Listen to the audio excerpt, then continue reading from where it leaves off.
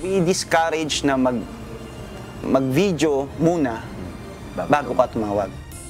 Ito ang direktang pahayag ng Bureau of Fire Protection o BFP sa panayam ng programang Lifesaver. Sa ngayon ay mapapansin na marami ang nagla-live sa social media sa mga nangyayaring sunog. Marami ang nag-share kaya't humahakot ito ng daan-daang libo o milyon-milyong views dahil nagiging viral.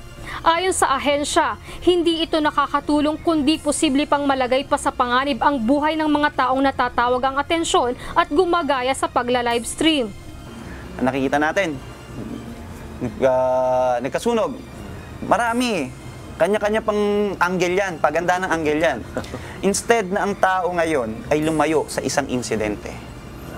Lumalapit pa. It's not about the fire also, but it's about risking their lives because they're going near.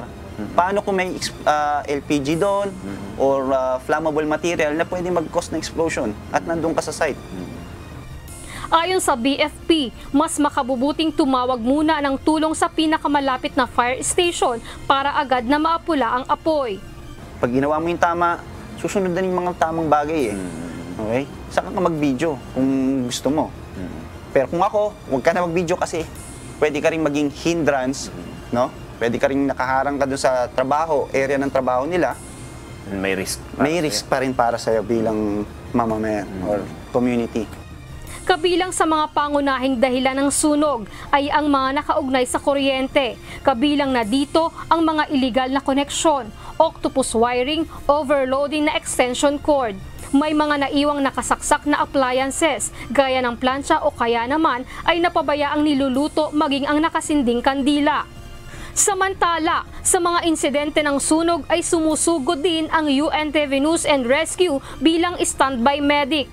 Nagbibigay ang grupo ng first aid sa mga apektadong residente na nasusugatan o nahihirapang huminga. May mga nasusugatan din mula naman sa hanay ng mga bumbero. Kahit nasa larangan kami ng pamamahayag, ang bilin sa amin ay tulong muna bago balita.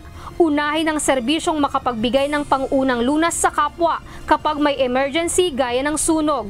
Para sa iba pang safety tips kaugnay sa sunog, manood ng Lifesaver tuwing linggo, alas 10 ng umaga dito lamang sa UNTV. Lizel Nael, UNTV News and Rescue. Diyos ang aming sandigan, serbisyo publiko ang aming pinahahalagahan.